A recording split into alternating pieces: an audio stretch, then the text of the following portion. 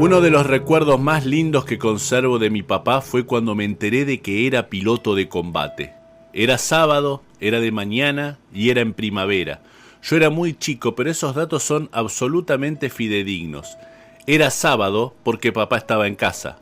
Era de mañana porque las imágenes que conservo tienen al sol al lado de las vías. Y era noviembre porque me acuerdo de la cuadra de casa sombreada por el naciente follaje verde claro de los tilos frondosos de la calle.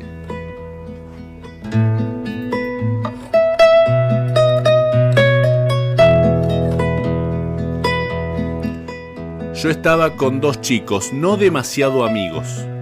Permítaseme proteger sus nombres. Digamos que se llamaban Daniel y Damián. Si agrego que eran dos tipos bastante tontos, tal vez se entienda mi afán de ocultar sus nombres ciertos. No eran como Andrés, nombre correcto, mi gran amigo de la infancia. Por empezar, no les gustaba jugar al fútbol. Esa sola circunstancia, por demás descalificante, iba acompañada por otras severas deficiencias de carácter. No sabían jugar a nada, ni a los soldaditos, ni a las carreras de autitos Matchbox, mucho menos armar aviones con Rusty. Tal vez ahora el lector comprenda mi negativa a identificarlos. Puede ser que ahora sean hombres de bien y se sientan disgustados por mis formas de caracterizarlos. Y si he de ser sincero, tal vez ellos me vieran a mí como el imbécil y el pánfilo. No he de guardarles rencor. Al fin y al cabo, me basta con considerar que para Andrés y para mí, los otarios eran ellos.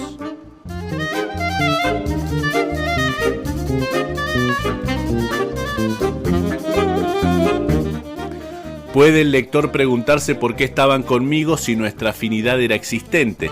Simplemente porque su padre estaba visitando al mío. Dejo aclarado que su padre siempre me mereció el mayor de los respetos. Era un tipo piola, poco hablador, pero a su modo divertido. Aún así me hubiese quedado la chance de escapar y ganar la calle por la otra puerta para evitar el encuentro. Pero, oh flaqueza del espíritu, venían en un jeep, igualito a los que se veían en las películas de guerra de los sábados a la tarde. Y el padre nos dejaba subirnos y hacer que manejábamos.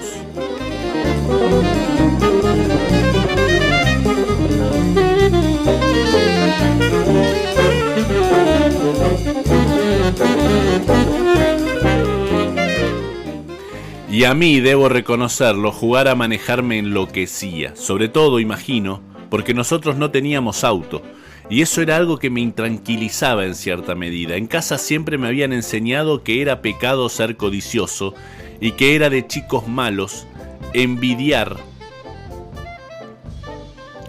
el bienestar ajeno. De modo que yo no solo estaba en estado de pecado, sino que por añadidura me veía obligado a mantenerlo en secreto. ¿Por qué?, me preguntaba ofuscado, todos los vecinos tienen auto. ¿Por qué nosotros no? En mi hogar nunca pasamos penurias demasiado serias, gracias a Dios. Éramos parte de esa clase media que intentaba capear el temporal de la Revolución Argentina y se encaminaba sin saberlo al martirio del Rodrigazo y a todo lo que vendría después, aunque lo ignorásemos cándidamente. Pero en Castelar, en aquellos años, muchos tenían auto. Hasta empezaban a florecer algunos potentados que tenían dos.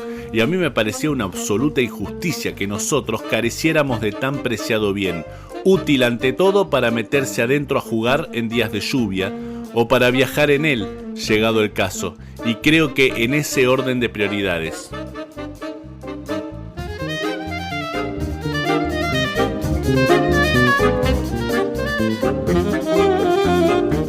De modo que, aunque Daniel y Damián fueran unos plomos, jugar a manejar el jeep era toda una aventura.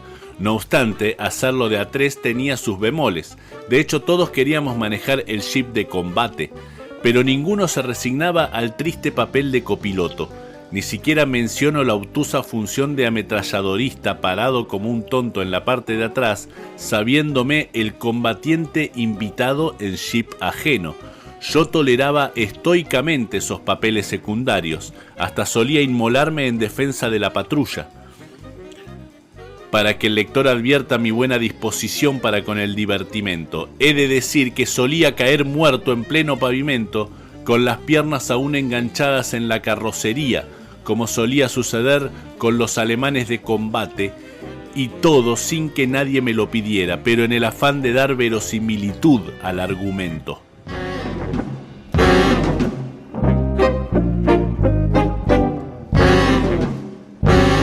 En cierto momento de aquella mañana consideré naturalmente que había llegado mi turno de pasar al volante, pero para mi infinito dolor, Daniel se volvió hacia mí, me miró de arriba abajo y con la expresión entre distante y complacida de quien asiste al estertor final de una cucaracha moribunda, y volviéndose a su hermanito, comentó: «¿Este quiere manejar si ni siquiera tiene auto?».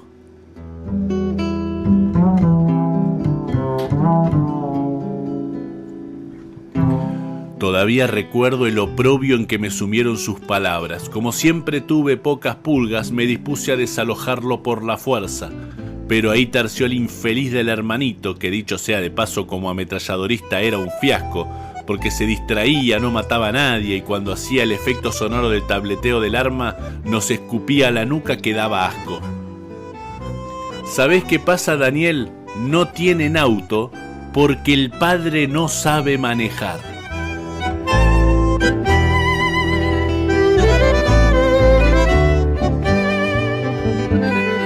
Ese fue el acabose.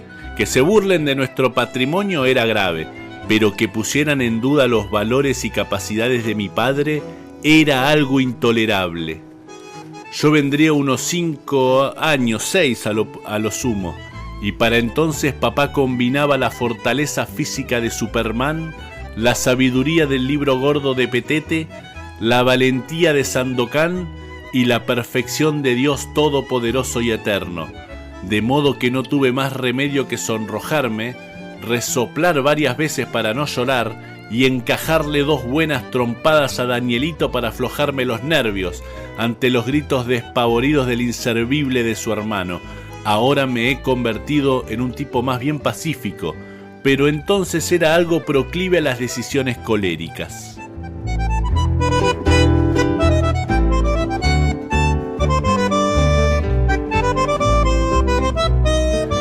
Mi viejo y el de ellos, alertados por los chillidos coléricos del otro imbécil, salieron raudos de mi casa y detuvieron la pelea. Podrá imaginar el lector los acontecimientos que siguieron: reconvenciones paternas a cada uno de los involucrados, un apretón de manos de fingida reconciliación, esas cosas.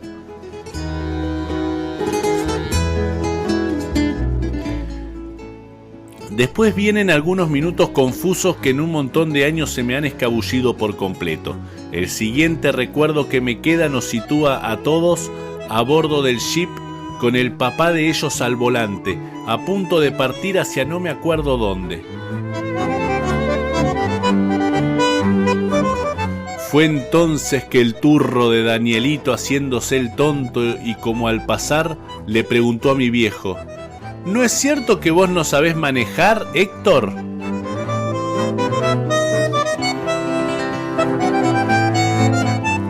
A mí las cosas empezaron a ponérseme rojas, mientras la impotencia, la rabia y la vergüenza se me iban canalizando hacia otras 2 trompadas inminentes. Entonces papá, sin volverse siquiera, pero midiendo la escena con pericia, anunció su verdad demoledora. No, Daniel, autos no manejo, porque me gustan más los aviones. Soy piloto de aviones, ¿sabes? El otro quedó mudo y el más chico empezó a codearlo como para que le aclarara el rumbo de una conversación cuyas derivaciones empezaban a intranquilizarlo. Yo mismo, a punto de postrarme en el piso del jeep para agradecer a Dios la materialización de semejante milagro, pregunté azorado: «Pero papi, ¿vos no sos odontólogo?». Observe el lector mi falta de picardía y mi honestidad a toda prueba. «Sí, Edu», contestó, «pero aparte soy piloto. y ahí descerrajó las palabras cósmicas que iban a golpear a mis rivales como un tren de carga en pleno rostro.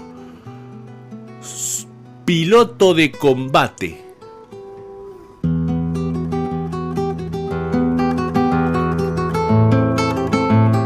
Tres palabras y luego el silencio. Lo dijo en un tono como tímido, como quien informa algo a regañadientes, como disculpándose, como no queriendo darle importancia. Era un artista cuando quería.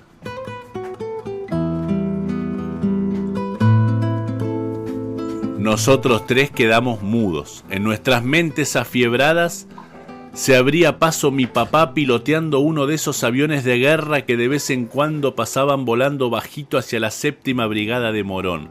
Comparado con eso, el Jeep y cualquier otro chirimbolo que tuviese atado a la tierra sería una insignificancia. ¿Qué podía importar tener auto poseyendo un padre capaz de manejar un avión de guerra?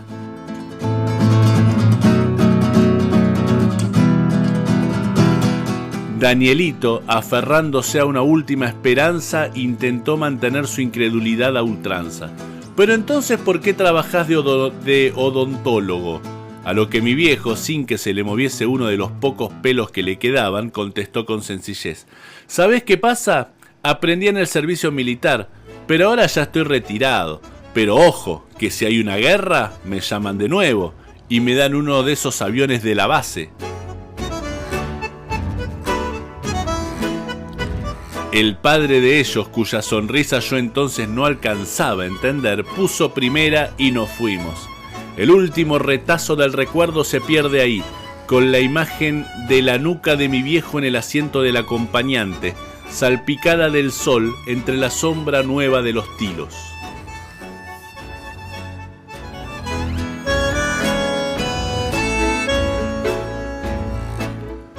Han pasado 25 años desde aquella mañana. Lo extraño de algunos recuerdos es que crecen con uno, cambian con uno.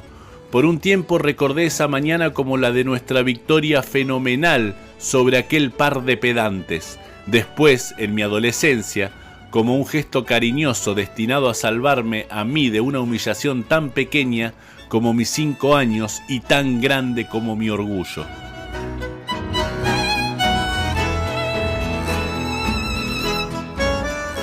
Ahora, en cambio, entiendo la actitud de mi padre en una dimensión distinta. Ese recuerdo se mezcla con otros. Él y yo arreglando el jardín, tratando de hacer crecer el gramillón en el desierto. Él con la espica y los partidos los domingos a la tarde, enfrascado en el diseño perpetuo de planos a mano alzada para la gran reforma de mi casa, que nunca llegó a materializarse. Y yo jugando a los soldaditos debajo de la mesa. Él y yo en el ajedrez de sobremesa con handicap, en el fulbito de vereda, en el tren local de la mañana, en el cine Los Ángeles.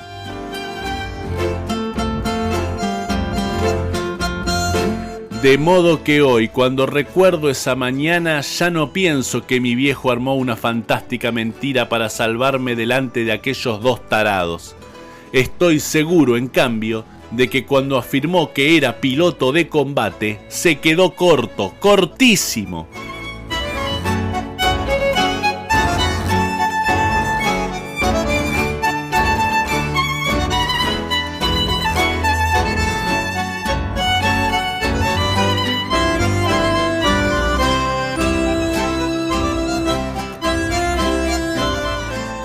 Hemos leído de Eduardo Sacheri, El piloto de combate, en este cierre de especial del Día del Padre en Qué Grande por Radio Comunitaria Quimunche. Muchas gracias por estar del otro lado, por la FM 103.1 aquí en Balsa Las Perlas, en la provincia de Río Negro, por Quimunche Radio, en la aplicación del celular, por la página web radioquimunche.com.ar. Hoy llegamos hasta Barcelona,